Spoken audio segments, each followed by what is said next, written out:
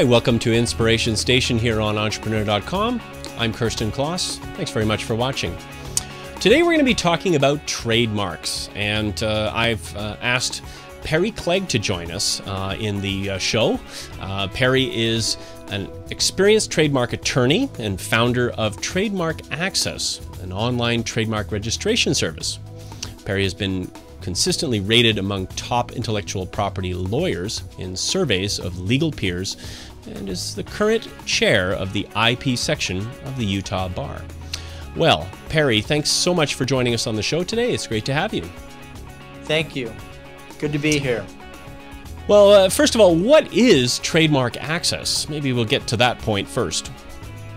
Well, Trademark Access is an online trademark registration service, as you mentioned before, and it's a way to sort of streamline and the trademark registration service. It's a way for us to interact with clients in a way that helps us keep the cost lower for the client, and it's primarily directed towards young startup companies, the young entrepreneur, those who are trying to start a business, but their entrance costs or their funds are a little bit lower, and so they don't want to pay the large law firm prices to get a trademark registration. So it's sort of packaged specially to meet the needs of the startup business and the smaller businesses.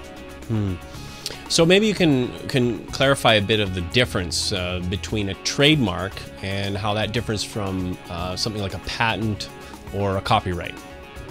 Sure. So a lot of times when we get calls from people, they'll ask, hey, I'd like to, what can you do to help me to patent my name? And so you don't really patent a name, you trademark a name. Or they'll say, hey, I need to copyright my name. And you don't copyright a name either. You trademark it. So a trademark has to do with a mark, a logo, a name, it might be a tagline, something that you would do, that you would use that would identify, it would be associated with either your business, your product, your service, so that when people see that, they recognize it as being an identifier of a source of your product or your services. It's very much associated with brands or things like that. So, good example. There's many, obvious examples like, Coca-Cola is a very strong trademark. BMW, and so when you think of a BMW, there's certain things that you'll associate with, goodwill that gets associated with a product. Mm-hmm. Whereas a patent is really something that protects an invention. It's it has to do with some apparatus, maybe a business method that you've invented. It's novel. You want to keep other people from using that, and so there's a process you go to get protections for the protection of the invention. And then on the other hand, a copyright it does not protect ideas like a patent can protect, say, a method of doing something or a particular apparatus, but copyright protects the expression of ideas. So you think of a painting, let's say there's a painting of a dog running on the beach. Well, you can't stop others from painting dogs running on the beach, but the way you've expressed it can be protected.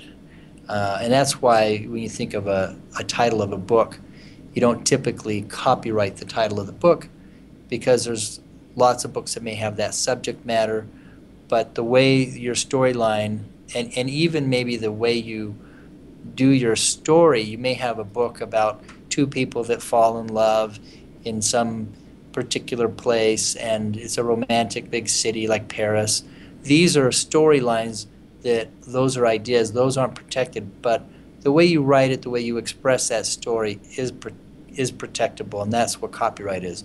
So again, coming back to trademarks, trademark is really just a focus on a mark, something that identifies a source of goods or services, and so you really build goodwill behind that. So when people see it, they say, hey, I want to buy that product because of the goodwill associated with it.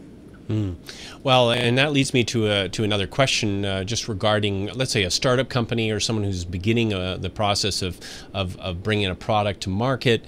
A lot of entrepreneurs will get out there and they're going to go out and sell that product. They're going to think of a name, attach it to it, and go out and sell.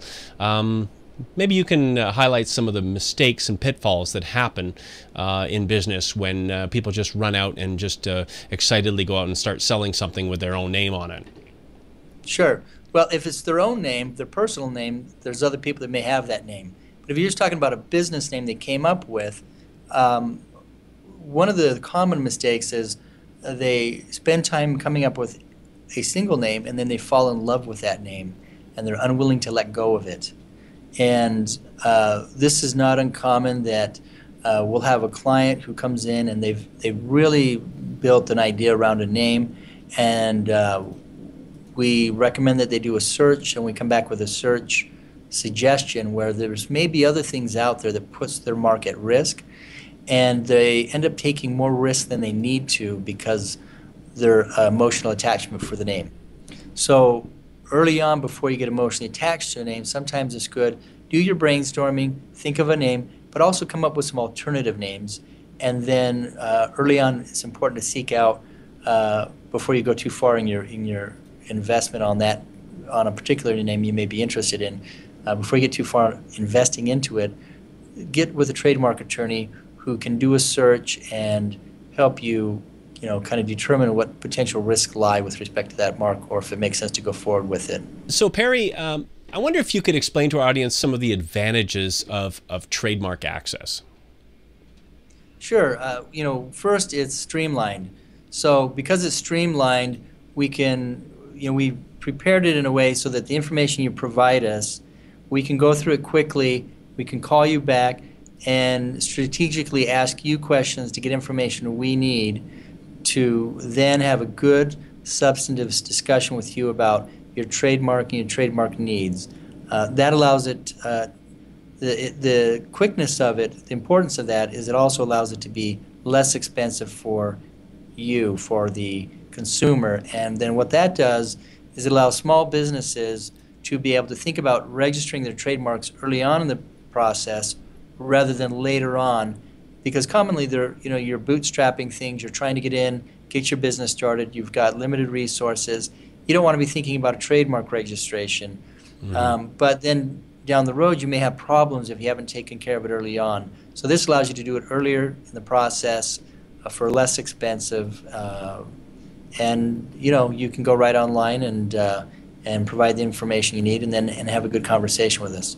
It also allows for you to get a search in for a lot less expensive, and make sure that you're not going to be infringing somebody else's rights or get blocked down the road trying to get your registration. Just an easy way to be prepared and protect yourself, so you can go out there and really lock down that product. Perry, great having you on the show. We'll get you on again real soon when we'll look into a little bit more details of what's involved in this whole process of the legal side of trademarks. Thanks for joining us. You're welcome.